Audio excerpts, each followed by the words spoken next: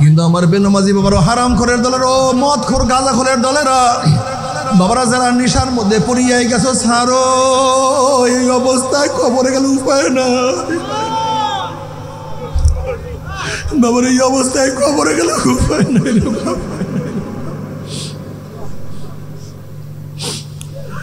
বাবার নেশার থেকে ফেরার সবচেয়ে বড় ঔষধ হলো তোমার বন্ধু নেশাগ্রস্তর সাথে চলিও না। মনে মনে ইয়াকিন করো, কসম করো, জীবন যা কার থাক আমি নেশার করব না। নেশাগ্রস্ত মানুষের সাথে চলিও না, ওদের সাথে মোলাকাত করিও না, ওদের কাছেও যাইও না। আল্লাহ না করুক, আল্লাহ না করুক, যদি মদ পান করিয়া নেশা করিয়া কিয়ামতের ময়দানে উঠো, জাহান্নামে যাও, জাহান্নামের আগুন খাওয়াইয়া দেওয়া হবে, জাহান্নামের আগুনে পেট ভরানো হবে। হাল আতাকা হাদিসুল গাশিয়া উজুহু ইয়াওমাইযিন খাশিয়া আমিলাতুন নাসিবা তাসলা নারান হামিয়া তুসফা মিন আইনিন আনিয়া। জাহান্নাম থেকে চলন্ত আগুনের নহরের মধ্য থেকে বালতি বইয়া ডাইরেক্ট আগুন খাওয়াইয়া দেওয়া হবে। বাবার সহ্য করতে পারবি? ওই আযাব তো কেউ সহ্য করতে পারবো না।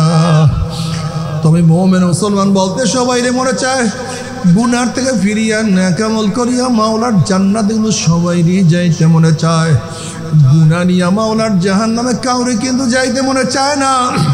কিন্তু কেনই বা আমরা নেক আমল করতে পারি না, কেনই বা গুনার কাম ছাড়তে পারি না? এর মূল কারণ হলো আপনার এবং আমার পিছনে নফস এবং শয়তান লাগিয়া রইছে। এই নফস এবং শয়তান থেকে ফেরার জন্য যে কোনো একজন হকখানি আল্লাহর ওলির হাতে হাত দিতে হবে রে বাবা। খবরদার, বর্তমান জমানায় পীর মুরিদের ভেজাল, ব্যবসা, দলাদলি, হিংসা, হাসাদে পরিণত হয়ে গেছে। সমস্ত আল্লাহর ওলির একমত, যেই পীরের 5 জন মুরিদের মধ্যে কম পক্ষে 3 জনকে দেখবেন আলহামদুলিল্লাহ সুন্নাত মুআফিক আমল আখলাক মজবুত হইয়া যাইতে আছে, গুনার কাম ছাড়তে আছে, নেকের আমল ধরতে আছে, কলব নরম হইয়া চোখে পানি আসতে আছে। বৃক্ষতর নাম কি, ফলে পরিচয়? আমি চরমোনাই বুঝি না, চরমোনার দাওয়াত, প্রশংসা, প্রচার, প্রসার করার জন্য আসি নাই রে বাবা। চরমোনাই যাওয়ার তোমার কোনো দরকার নাই, কোনো দরকার নাই, কোনো দরকার নাই। তুমি যার কাছে গিয়া পারো গুনার কাম ছাড়ো, নেকের আমল ধরো, কলম নরম করিয়া চোখে পানি নিয়া মাওলার কবরে যাইও। যেরকম দুনিয়ার ঘরে আগুন লাগলে পানি ছাড়া নিবানো যায় না, ঠিক তদ্রুপ তোমার এবং আমার গুনার দ্বারা যেই জাহান্নামের আগুন জ্বলিয়া রইছে, চোখের পানি ও ছাড়া কিন্তু জাহান্নামের আগুন নিবানো সম্ভব না। কাজী বাবা, আমার জন্য দোয়া আছে, আমিও দোয়া করি, সবাই সবার জন্য প্রাণ খুলিয়া দোয়া করো, যেন কিয়ামতের ময়দানে গলাগলি বাঁধিয়া মাওলা একসাথে জান্নাতে যাওয়ার তৌফিক দিয়া। আলহামদুলিল্লাহ, আলহামদুলিল্লাহি নাহমাদুহু ওয়া নাস্তাঈনুহু ওয়া নাস্তাগফিরুহু ওয়া নাউযু বিল্লাহি মিন শুরুরি আনফুসিনা মান ইয়াহদিল্লাহু ফালা মুদিল্লা লাহু ওয়া মান ইউদ্লিলহু ফালা হাদিয়া লাহু ওয়া নাশহাদু আন লা ইলাহা ইল্লাল্লাহু ওয়াহদাহু লা শারীকা লাহু ونشهد أن محمدا عبده ورسوله أما بعد فأعوذ بالله من الشيطان الرجيم بسم الله الرحمن الرحيم يا أيها الذين آمنوا ادخلوا في السلم كافة ولا تتبعوا خطوات الشيطان إنه لكم عدو مبين صدق الله مولانا العظيم وصدق رسول النبي الكريم আল্লাহ পাকের বান্দা জনাব মুহাম্মদ রাসূলুল্লাহ সাল্লাল্লাহু আলাইহি ওয়াসাল্লামের উম্মতগণ, আল্লাহ পাক রব্বুল আলামিন আপনাকে আমাকে এই ফিতনা ফাসাদের জমানায় যখন তামাম দুনিয়ার থেকে ইসলাম মুসলমানদেরকে মিটিয়ে দেওয়ার ষড়যন্ত্র চলতেছে, তামাম দুনিয়ার মধ্যে ইসলাম মুসলমান থাকবে কি থাকবে না এই প্রশ্নের সৃষ্টি হয়েছে। যে জমানায় মানুষ নেকের কাজ ছাড়তেছে, গুনার কাজ ধরতেছে, শুধু গুনার কাজ ধরেই না বরং গুনার কাজে প্রতিযোগিতা শুরু করছে, কে কার আগে জাহান্নামে যাবে। সবাই বলে নাউযুবিল্লাহ। যে জমানায় মানুষ নেকের কাজে আশ্চর্য হয়, গুনার কাজে স্বাভাবিক থাকে, যে জমানায় মুসলমান ইসলামকে পছন্দ করে না বরং নামধারী মুসলমান ইসলামের সবচেয়ে বড় দুশ্মন হয়ে গেছে, সেই মুহূর্তে আল্লাহ পাক রব্বুল আলামিন আপনাকে আমাকে কোরআন ও হাদিসের মাজলিস, আলেম ওলামা মুমিন মুত্তাকিন জাকিরিন শাকিরিনদের গুরুত্বপূর্ণ এক দামি মাজলিসে আসার বসার বলার শোনার তৌফিক আল্লাহ পাক দান করছেন। শুকরিয়া তান সবাই বলে আলহামদুলিল্লাহ।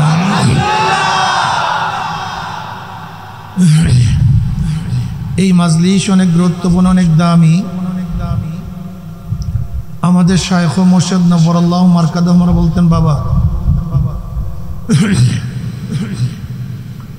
কোনো ব্যক্তি হক্কানি উলামায়ে কেরামের বয়ান শোনার জন্য যদি বাড়ি থেকে রওনা করে, বয়ান শেষে আখির মোনাজাত দিয়ে বাড়িতে চলে যায়, তার আমল নামায় 50 লক্ষ নেকের কম লিখাই হতে পারে না। আল্লাহু যায়ফু লিমান ইয়াশা। আল্লাহ পাক রব্বুল আলামিন ইচ্ছা করলে 50 লক্ষ কোন 50 কোটি নেক দিয়ে দিতে পারেন। নেক দেন মালিককে।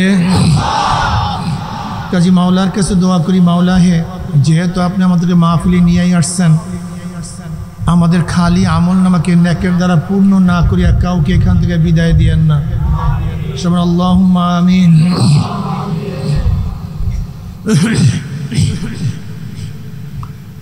আমি সংক্ষিপ্ত কিছু সময় আলোচনা করব, খুব খেয়ালের সাথে কথাগুলি শোনা চাই। দেখেন, অনেক দুর্ভাগা মানুষ, তারা কিন্তু মাহফিলে আসতে পারে নাই।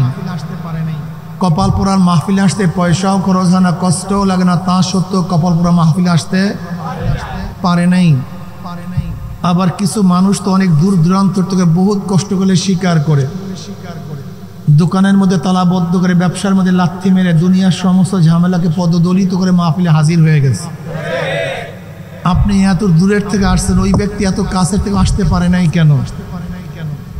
নিশ্চয়ই আল্লাহ পাক তৌফিক না দিলে আপনি এবং আমিও কিন্তু আসতে পারতাম না। যে মাওলাই কারীম আপনাকে আমাকে ওই সমস্ত গাফিলদের অন্তর্ভুক্ত না করে এই মুমিন মুত্তাকিন জাকিরিন শাকিরিনদের গুরুত্বপূর্ণ এক দামি মাজলিসে আসার বসার বলার শোনার তৌফিক দান করছে, আমরা বেজান না খুশি? সবাই খুশি? খুশির সাথে সবাই বলে আলহামদুলিল্লাহ। ভাই তুমি বসো, বাবা বসো, আর উঠবা না। আসলে ঈমান কি, ইসলাম কি, আমরা অনেকেই বুঝি না। এই না বুঝার কারণে বহু সমস্যার সৃষ্টি হয়। দেখেন, সঠিক বুঝের কারণে দুশ্মন বন্ধু হয়ে যায়, আর ভুল বুঝাবুঝির কারণে বন্ধু দুশ্মন হয়ে যায়। সঠিক বুঝের কারণে দুশ্মন বন্ধু হয়, আর ভুল বুঝাবুঝির কারণে বন্ধু দুশ্মন হয়। ঈমান আনলে ফায়দাটা কি? ইসলাম অনুযায়ী চললে লাভটা কি? আসলে আমরা অনেকেই বুঝি না। অনেকের ধারণা ঈমান, ইসলাম, দ্বীন শুধু মাটির নিচের জন্য আসছে, উপরের কোনো ফায়দাই নাই, লাভই নাই। এর জন্য কিছু মানুষ তো দ্বীন অনুযায়ী চলতেই চায় না, দ্বীনের কথা মানতেও চায় না, শুনতেও চায় না। তাদের মাথার মধ্যে দুনিয়া এমন বদ্ধমূল, এমনভাবে বদ্ধমূল দুনিয়া হয়েছে, শয়নে স্বপনে উঠতে বসতে সারাদিন দুনিয়া দুনিয়া দুনিয়া দুনিয়া দুনিয়া। ও ঘুমায়ও দুনিয়া নিয়া, ঘুম থেকে ওঠেও দুনিয়া নিয়া, চলেও দুনিয়া নিয়া, বসেও দুনিয়া নিয়া। দুনিয়ার বাহিরে দ্বিতীয় কোনো চিন্তা তার মাথার মধ্যেই নাই। অথচ নবী আলাইহিস সালাম দুনিয়া সম্পর্কে কি বলছেন? আর দুনিয়া জিফাতুন ওয়া তালিবুহা কিলাব, দুনিয়া মুদ্রার মরক, তালাশ করে কুকুর। এই নদীর থেকে যদি কোনো মরক বা মুদ্রার বা গরু মারা চলে, এর পিছনে কোনো মানুষ হাঁটবে? চলবে? দেখবেন কুকুর দৌড়াইতে থাকবে, কখন মরক পাশে ভিড়বে, থামবে, সে খাবে। তা নবী আলাইহিস সালাম দুনিয়াকে তুলনা দিচ্ছেন কিসের সাথে ভাই? মৃত্যুর সাথে, মরকের সাথে। এবং মরক তালাশ করে মানুষ, ঠিক না? কিসে তালাশ করে?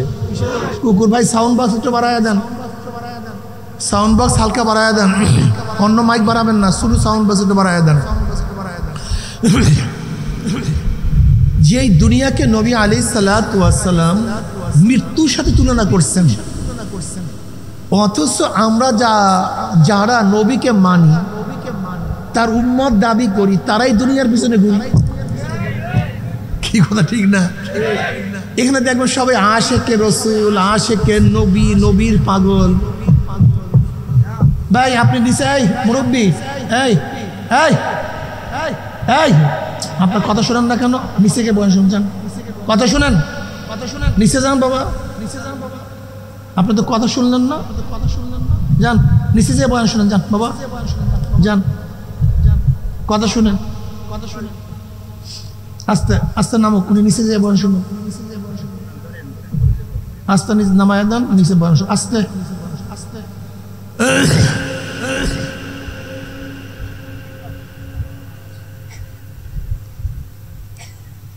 যারা আশেকে নবী, আশেকে রসুল, এর 98% মানুষ রসুলকেও চিনে না, নবী আসছে কেন তাও জানে না।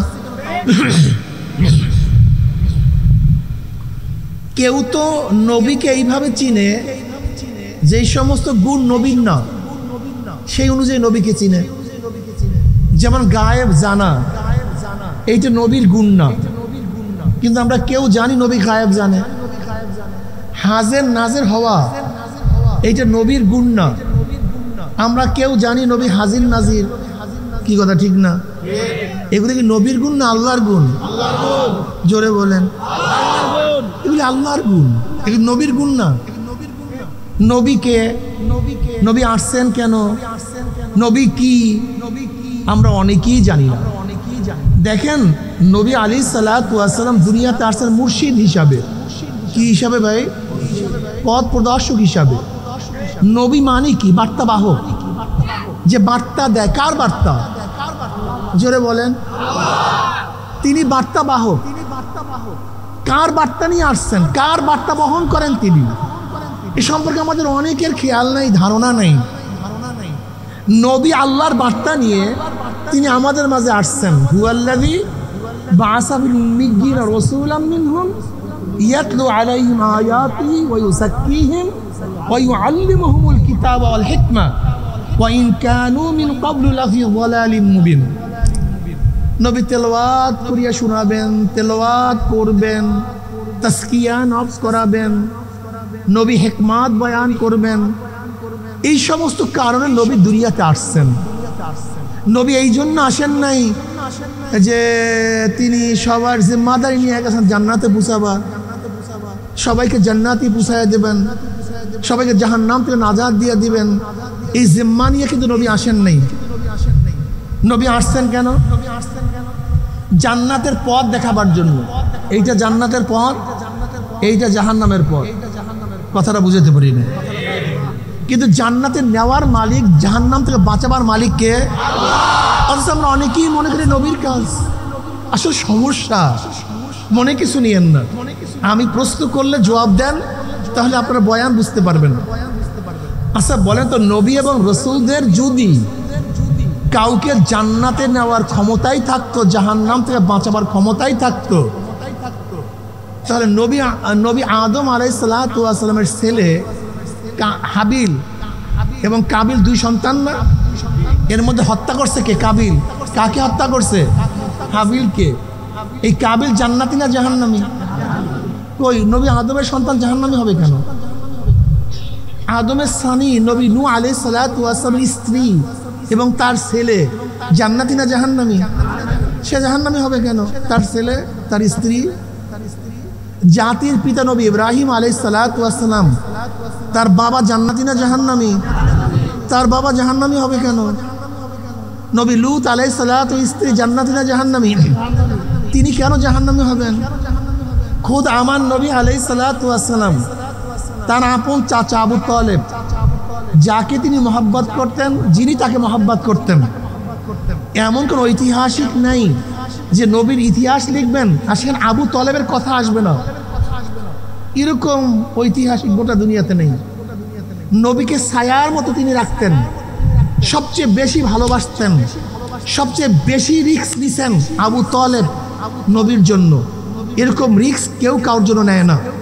আপনারা জানেন শিয়াবে আবু তালেবের মধ্যে নবী আলাইহিস সালাতু ওয়াস সালামকে 3 বছর যখন অবরুদ্ধ করা হয়েছিল, জেলখানার মধ্যে বন্দি করা হয়েছিল। জেলখানায় তো খাইতেও দেয়, পানিও দেয়, কথাও বলে, দেখা করতেও দেয়, কিন্তু শিয়াবে আবু তালেবের মধ্যে 3 বছরে নবী আলাইহিস সালাতু ওয়াস সালামের সাথে কেউ কথা বলতে পারে নাই, কিছু কিনতে পারে নাই, কারোর সাথে চলতে পারে নাই, কেউ তার কাছে যেতে পারে নাই। এই অবস্থা শিয়াবি আবু তালেব 1-2 বছর না, কয় বছর? 3 বছর। এই 3 বছর আবু তালেব নবীর সাথেই ছিলেন। আপনি চিন্তা করতে পারছেন মহব্বতের অবস্থাটা কোথায় গিয়ে বুঝছে? 3 বছর নবীর সাথেই ছিলেন। এই আবু তালেব জান্নাতি না জাহান্নামী? জোরে বলেন। কেন? কারণটা কি? এর কারণটা কি? হেদায়েতের মালিক কে? এটা মাথার মধ্যে রাখেন, মাথার মধ্যে নেন। হেদায়েতের একমাত্র মালিক, একমাত্র মালিক কে? ইন্নাকা লা তাহদি মান আহবাবতা ওয়ালাকিন্নাল্লাহ ইয়াহদি মান ইয়াশা। নবী আপনি যাকে মহব্বত করেন, ইচ্ছা করলে আপনি তাকে হেদায়েত দিতে পারবেন না। হেদায়েতের একচ্ছত্র মালিক কে? একচ্ছত্র মালিক আল্লাহ। নবী আলাইহিস সালাতু ওয়াস সালাম দুনিয়াতে আসছেন কেন? এই বাণী শোনাবার জন্য, হেদায়েতের বাণী শোনাবার জন্য। গোটা দুনিয়ার মানুষ আল্লাহকে চিনো, আল্লাহকে মানো, আল্লাহ আল্লাহ রসুলের কথা শুনো। যদি শুনো দুনিয়া তো কামিয়াব, আখিরা তো কামিয়াব। দুনিয়া তো মুক্তি, আখিরা তো শান্তি। দেখেন আমার দিকে তাকান। এইটা কি ভাই? সবাই তাকান তো আমার দিকে। এইটা কি? এই উপর সাইড দুনিয়া, নিচটা তো না আখিরাত। উপর নিচে এই দুনিয়াতে যা কিছু করবেন আখিরাতে সব কিছু পাবেন। ওতপ্রোত জড়িত। আর দুনিয়া মাজরাতুল আখিরা। দুনিয়া হলো আখিরাত কামাইয়ের জায়গা, থাকার জায়গা না। এখানে কেউ থাকতে পারে নাই। আর দুনিয়া ছাড়া আখিরাত কামাই করার জায়গাও নাই। জান্নাতে বসিয়া জান্নাত কামাই করা যায় না। কিয়ামতে উঠিয়া জান্নাত কামাই করতে পারবেন না। পুলসিরাতে বসিয়া জান্নাত কামাই করতে পারবেন না। জান্নাত কামাই করার জন্য প্রয়োজন দুনিয়া। দুনিয়া ব্যতীত জান্নাত কামাই করা যায় না। কাজে দুনিয়াতে যা কিছু করবেন আখিরাতে তাই পাবেন।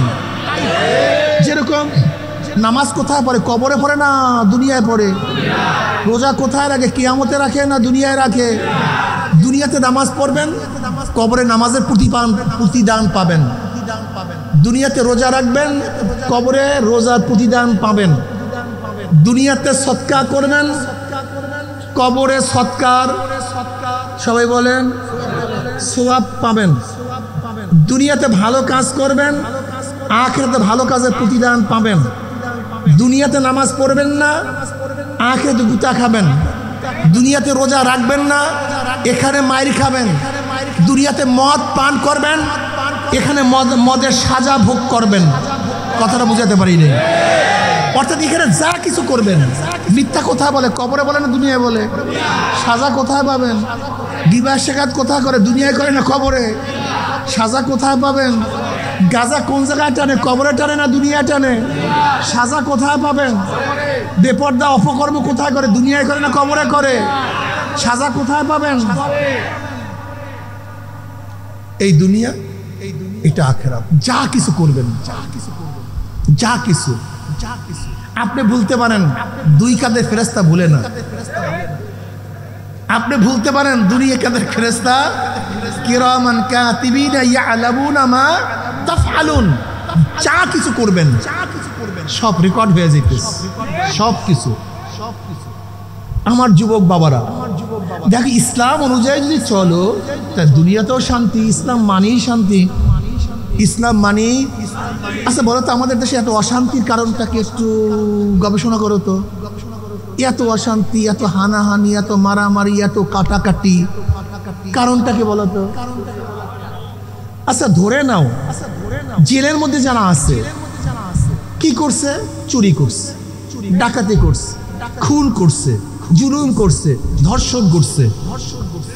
আচ্ছা বলো তো, এই কথাগুলো যে বললাম, একজন খাঁটি মুসলমান এই কাজগুলির সাথে জড়িত, তার মানে কি বলেন তো? কি বুঝলাম? কি বুঝলেন? ইসলাম অনুযায়ী চললে খুন থাকতো না, ইসলাম অনুযায়ী চললে ইফতেজিং থাকতো না, ইসলাম অনুযায়ী চললে ধর্ষণ জিরুতে নেমে আসতো, ইসলাম অনুযায়ী চললে মদখোর পাওয়া যাইতো। মদ হালাল না হারাম? কোন মুসলমান মদ পান করতে পারে?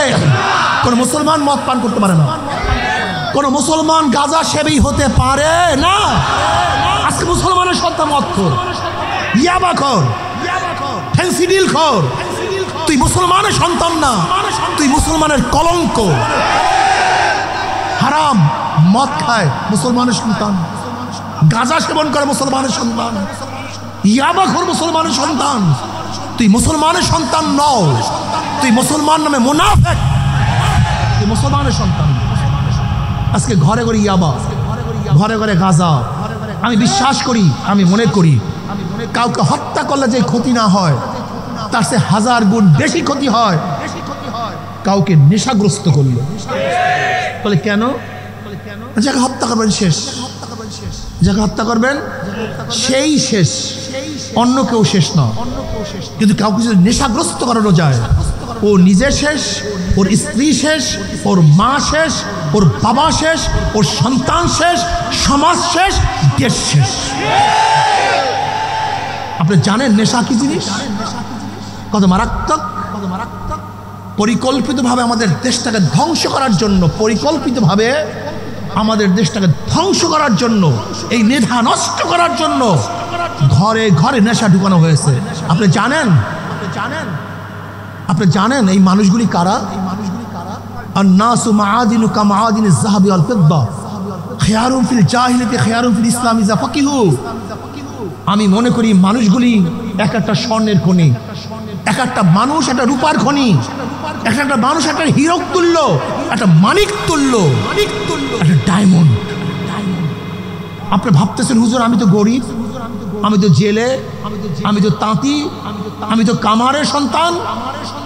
না, আল্লাহ নবী এই কথা বলেন নাই যে বড় লোকের সন্তানরা খনি, বড় লোকের সন্তানরা স্বর্ণের খনি, বংশীয় ছেলেরা স্বর্ণের খনি।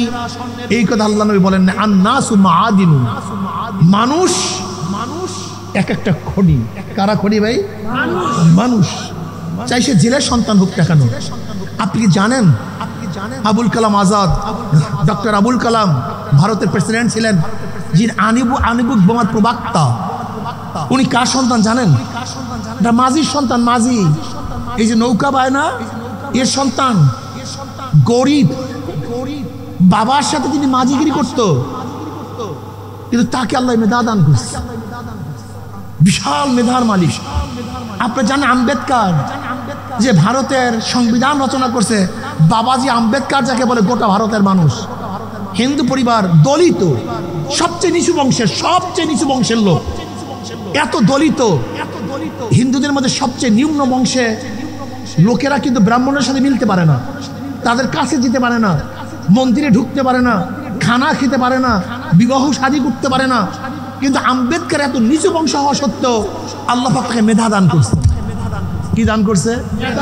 আপনি কি জানেন ইমাম শাফি রহমতুল্লাহ আলাইহি, ইমাম শাফি রহমতুল্লাহ জন্ম মক্কায়। ইমাম মালিক রহমতুল্লাহ হাদিস শিখছেন। ইমাম মালিক রহমতুল্লাহ হাদিস শেখার পরে ইমাম মালিক রাহমাতুল্লাহ বলেন, তুমি যাও ইরাকের মধ্যে ইউসুফের কাছে যাও, ইমাম ইউসুফের কাছে গিয়া ফিকহ শিক্ষা গ্রহণ করো। কিন্তু ইমাম মালিক রাহমাতুল্লাহ আলাইহি সাগদে শাহ রাহমাতুল্লাহ আলাইহি ইরাকে আসবেন, সেই পকেটে পয়সা তার ছিল না। ইমাম মালিক রাহমাতুল্লাহ আলাইহি পয়সা দিয়ে তাকে ইরাকে পাঠান। এত গরিব ছিলেন কিন্তু তিনি জাতির ইমাম হয়ে গেছেন। ইমাম ইউসুফ রাহমাতুল্লাহ আলাইহি জানেন কি তার সন্তান ধুপির সন্তান, তার মা একজন ধুপি ছিল, কাপড় খসত, সেই কাপড় খসার সন্তান ইমাম ইউসুফ রাহমাতুল্লাহ আলাইহি। ইমাম আজম আবু হানিফা রাহমাতুল্লাহ আলাইহির কাছে নিয়ে গেলেন তার মা, তিনি স্বর্ণ দেইখা চিনতে ভুল করেন নাই। ইমাম আজম বললেন, তোমার ছেলেকে আমার কাছে দাও।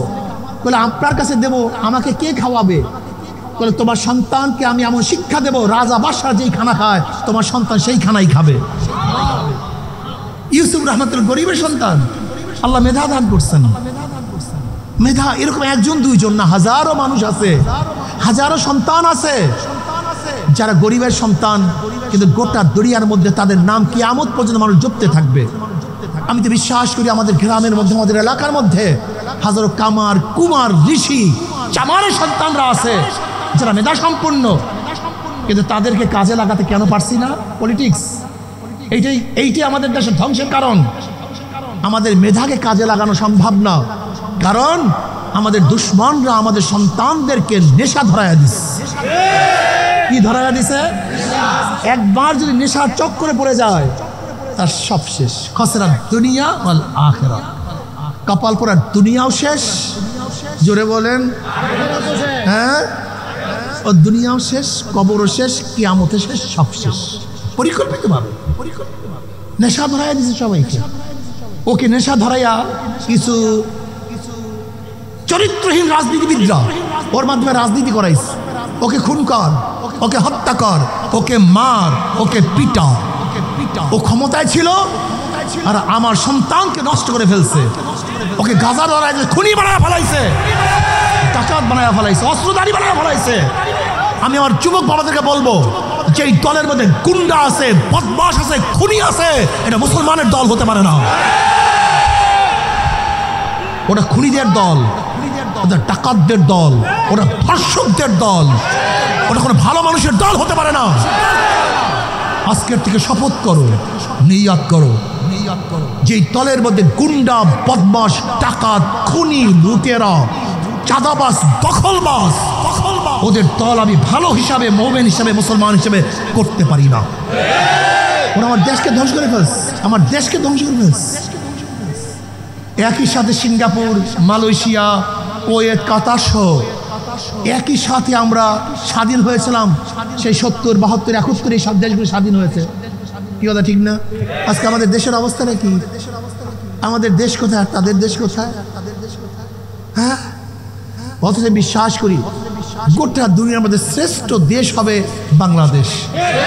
গোটা দুনিয়ার মধ্যে শ্রেষ্ঠ। তুমি বিশ্বাস করবা না, আল্লাহ পাক বাংলাদেশের মানুষকে এত মেধা দান করছে, এত মেধা।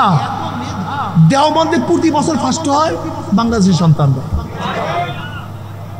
নদওয়ায় প্রতি বছর ফার্স্ট হয় প্রায় বাংলাদেশের ছাত্ররা, মিশরে প্রতি বছর ফার্স্ট হয় প্রায় বাংলাদেশের ছাত্ররা, রিয়াদের ইউনিভার্সিটি প্রায় বছর ফার্স্ট হয় বাংলাদেশের ছাত্ররা। আপনি বিশ্বাস করতে পারবেন না, এমনকি ক্যামব্রিজ, অক্সফোর্ড এই সমস্ত জায়গায়ও প্রায় ফার্স্ট হয় বাংলাদেশ সন্তানরা। এমনকি গোটা দুনিয়ার মধ্যে 1 নাম্বার ইউনিভার্সিটি হার্ভার্ড, সেই হার্ভার্ডের মধ্যে বাংলাদেশ ছেলেরা সবচেয়ে ভালো রেজাল্ট করে। অথচ আমাদের অবস্থাটা কি? 120টা দেশের মধ্যে বাংলাদেশ ফার্স্ট হয়। হেফজখানায় আমাদের বাংলাদেশের ছাত্ররা ফার্স্ট হয়। গোটা দুনিয়ার মধ্যে যে ছেলেটা ফার্স্ট, যে মেয়েটা ফার্স্ট হয়েছে, সেটা আমার ভাগ্নি জামাই আপন ভাতিজি, এটা ফার্স্ট হয়েছে কাতারে। এটা কাতারে ফার্স্ট হয়েছে। এত মেধা আমাদের ছেলেগুলি, আমাদের মেয়েগুলি, কিন্তু এই দুর্নীতিবাজ, গুন্ডা, লুটেরা, দেশ খেকো এই রাজনীতিবিদরা আমাদের মেধাকে কাজে লাগায় না, সব ধ্বংস করে ফেলাইছে, সব লুটপাট করে ফেলাইতেছে। খসরা দুনিয়া ওয়ালা আখেরাত, দুনিয়াও বরবাদ, কপাল পড়ার আখেরাতও বরবাদ, দুনিয়াও বরবাদ, আখেরাতও বরবাদ। আহা, আপনারা বিশ্বাস করবেন না, গোটা মিডিল ইস্টে যেই পরিমাণে লোক আছে আমাদের ঢাকা শহরে তার চেয়ে বেশি লোক আছে নাকি ভাই? বলবো না? সৌদি আরবে কতজন লোক, কাতারে কতজন লোক, পুরো ইমারতের মধ্যে কতজন লোক। এই গোটা মিডিল ইস্টে যেই পরিমাণে লোক আছে আমাদের ঢাকাতে তার চেয়ে বেশি লোক আছে। অথচ গোটা দুনিয়া আল্লাহ সৃষ্টি করছেন কাদের জন্য? মানুষের জন্য। বলেন কাদের জন্য? তাই মানুষ আবার দুনিয়ার জন্য বোঝা হয় কিভাবে? আসমান তো আমার জন্য, জমিন আমার জন্য, সূর্য আমার জন্য, চন্দ্র আমার জন্য, হাওয়া আমার জন্য, পানি আমার জন্য, মাছ আমার জন্য, খাদ্য আমার জন্য। তা আমি দুনিয়ার জন্য বোঝা হই কিভাবে? খনি আবিষ্কার করছে কারা? মানলে না? জোরে বলেন কে? কম্পিউটার আবিষ্কার করছে কে? রেল আবিষ্কার করছে কে? টেলিফোন আবিষ্কার করছে কে? মোবাইল আবিষ্কার করছে কে? আণবিক যন্ত্র আবিষ্কার করছে কে? সবই তো মানুষ। মানুষ ছাড়া এগুলির দামটা কি? সেই মানুষ মানুষের জন্য বোঝা হয় কিভাবে? সেই মানুষ জমিনের জন্য বোঝা হয় কিভাবে? না, আমি এই জমিনের জন্য বোঝা নই, বরং বরং ইন্নাল্লাহ লা ইউগাইয়িরু মা বিকওমিন হাত্তা ইউগাইয়িরু মা বিআনফুসিহিম। আমি আমার ভাগ্যের পরিবর্তন করি না বিধায় আল্লাহ ভাগ্যের পরিবর্তন করেন।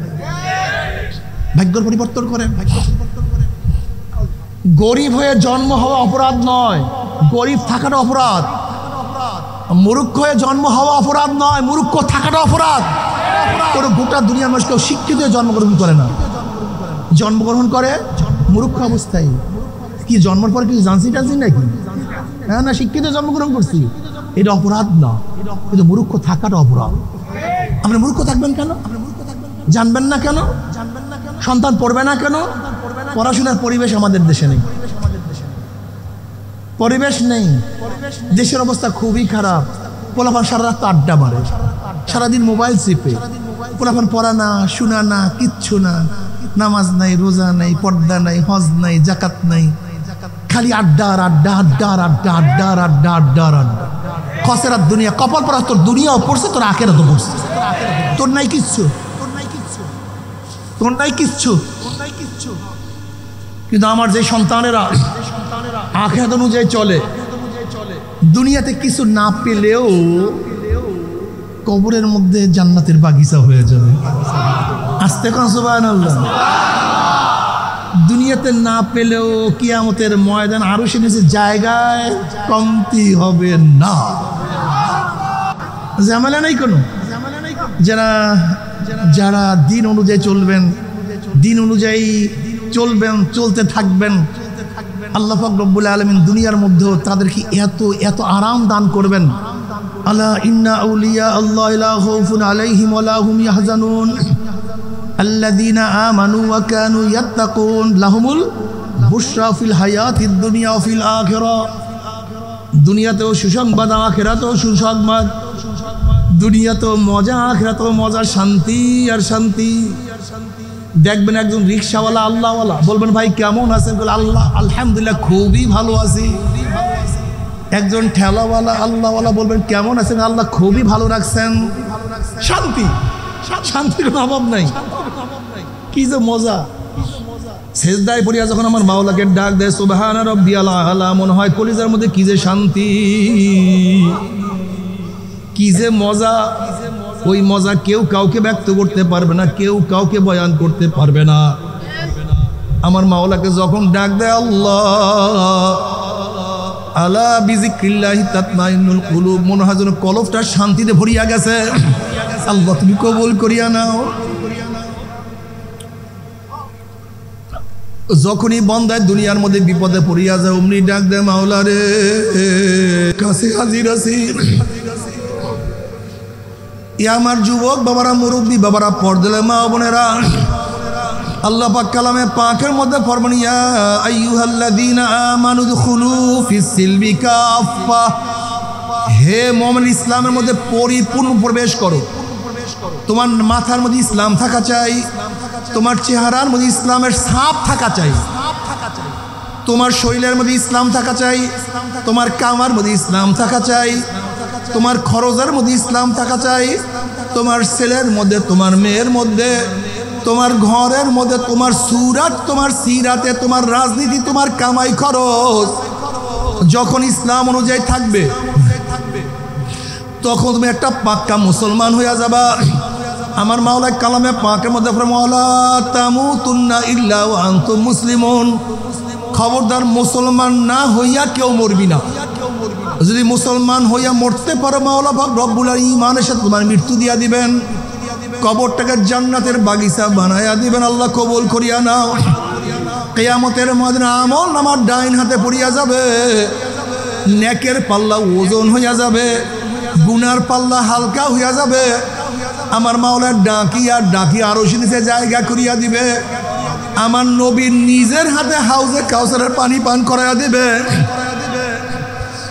মাংসারে বাল্লাম ইয়াজমা আবাদা, যে ব্যক্তি এক পেয়ালা হাউজে কাউসারে পানি পান করবে 50,000 বছরের মধ্যে আর কোনোদিন পানি পয়সা লাগবে না।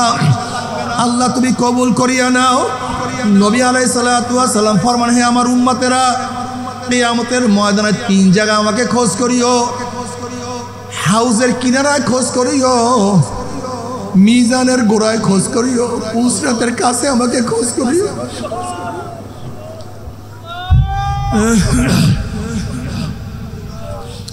নবীর উম্মতদেরকে ওজন করা শুরু হবে। আল্লাহ আমার নবী পাল্লার কিনারায় থাকবে, যখনই কোনো ওজন করা শুরু করবে, গুনাহ ওজন করা শুরু করবে, অমনি নবী সুপারিশ করবে, মাওলা হে, মাওলা হে, এই যুবকের গুনাহটা ওজন করিও না। ওর বাবা নামাজ পড়তো না, যুবক নামাজ ছাড়তো না, ওর বাবা তো রোজা রাখতো না, যুবক হইয়া রোজা ছাড়তো না। এই মেয়ে তো বোরখা পড়তো, ওর মা তো বোরখা পড়তো না। এই মেয়ে তো বেপর্দা চলতো না, কিন্তু ওর দাদা, ওর দাদি এবং নানি তো বেপর্দা অবস্থায় রাস্তায় বের হয়ে যাইতো। মাওলা হে, এত গরিব কিন্তু একটা লোক হারাম খাইতো না। মাওলা হে, এত বড় লোক গোটা দুনিয়ার যে কোনো জায়গায় গিয়া গুনাহ করতে পারতো, কিন্তু তোমার ভয়ে জাহান্নামের ভয়ে একটা গুনার কাজের কাছেও যায় নাই। দেখো এত অসুস্থ, তারপরে গুনার কাজ করে নাই।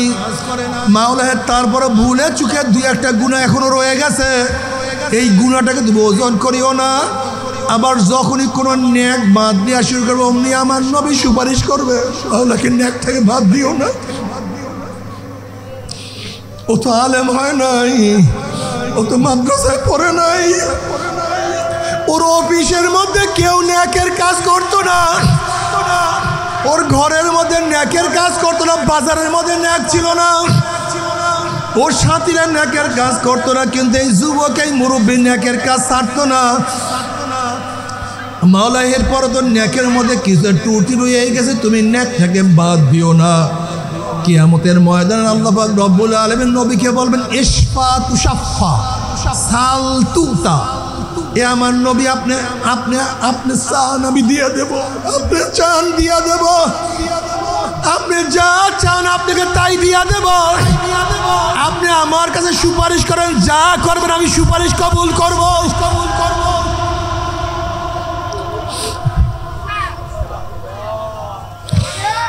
এ আমার যুবক বাবার, আমার জ্ঞানী বাবারা,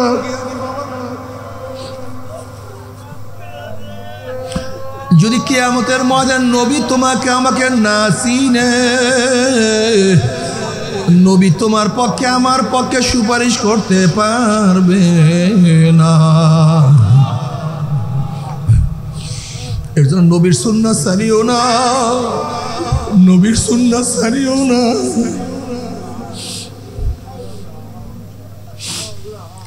নবী আলাইহিস সালাতু ওয়াস সালাম ফরমান, মান আহাব্বা সুন্নতি ফাকাদ আহাব্বানি ওয়া মান আহাব্বানি কানা মাই ফিল জান্নাহ। যারা আমার সুন্নাতকে ভালোবাসবে, সুন্নাত অনুযায়ী চলবে, সুন্নাতকে মহব্বত করবে, সুন্নাত অনুযায়ী জিন্দেগি করবে, তারা আমার নবীর সাথে জান্নাতে চলিয়া যাবে। আল্লাহ কবুল করিয়া নেন। অন্য রওয়ায়াতের মধ্যে আছে নবী আলাইহিস সালাতু ওয়াস সালাম ফরমান, মান দইয়া সুন্নতি হুররিমাত আলাইহি শাফাতি। যারা আমার সুন্নাতকে মানবে না, সুন্নাত অনুযায়ী চলবে না, তাদের উপর আমার সুপারিশ সম্পূর্ণ হারাম হয়ে যাবে। আল্লাহ মাফ করি। ও আমার বাবারা, আমার পর্দার মা বোনেরা, নবীজি তোমার আমার পক্ষে সুপারিশ নাই করে, উপায় হবে না। আল্লাহ তোমার নবী যেন আমাদেরকে চিনতে পারে সেই ব্যবস্থা করিয়া দিও, করিয়া দিও। তোমার সুন্নাত অনুযায়ী চলো। বাবা তুমি কি দেখো না, যে যাকে মোহাব্বত করে, যেই খেলোয়াড়কে মোহাব্বত করে সেই অনুযায়ী পোশাক পরে, সেই অনুযায়ী চুল কাটে, সেই অনুযায়ী ঘর সাজায়। যারা মদিনাওয়ালাকে মোহাব্বত করে মদিনাওয়ালা অনুযায়ী চুল কাটে, যারা নবীকে মোহাব্বত করে নবী অনুযায়ী চেহারা সাজায়, যারা আমার নবীকে মোহাব্বত করে তারা আমার নবী অনুযায়ী পোশাক পরে, আমার নবী অনুযায়ী দল করে, আমার নবী অনুযায়ী তারা নেতা মানে। আমার নবীর বাইরে কাউকে নেতা মানে না, দলও করে না, কোনো পোশাক পরে না, কোনো অনুযায়ী চলে না। যারা আমার নবী অনুযায়ী চলবা, আমার নবী তোমাকে আমাকে রাখিয়া জান্নাতে যাবে না। আল্লাহ। কিন্তু আমার বেনমাজি বাবারও, হারাম খোরের দলের, ও মদ খোর গাঁজা খোরের দলেরা, বাবারা যারা নেশার মধ্যে পড়িয়াই গেছো, ছাড়ো। এই অবস্থায় কবরে গেলে উপায় না বাবার, এই অবস্থায় কবরে গেলে উপায় নাই।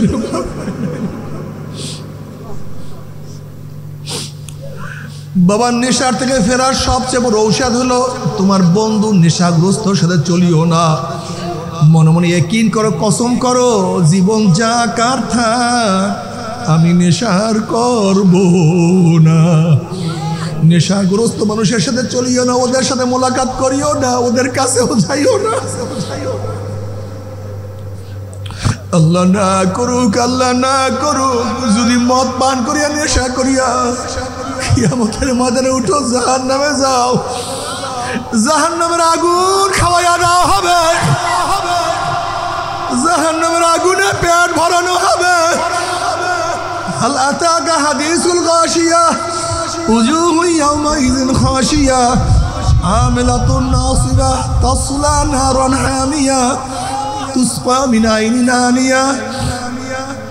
জাহান্নাম থেকে চলন্ত আগুনের নহরের মধ্য থেকে বালতি ভরিয়া ডাইরেক্ট আগুন খাওয়াইয়া দেওয়া হবে। বাবার সহ্য করতে পারবি?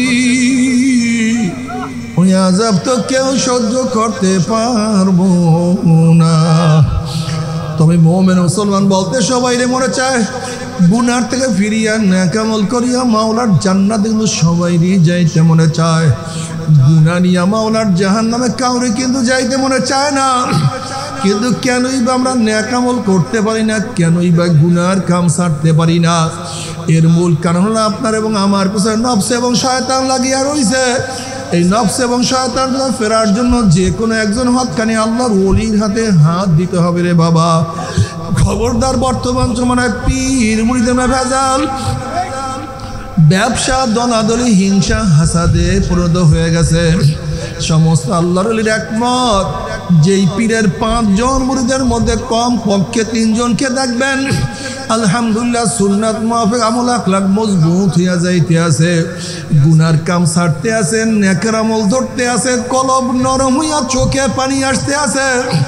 বৃক্ষতর নাম কি, ফলে পরিচয়?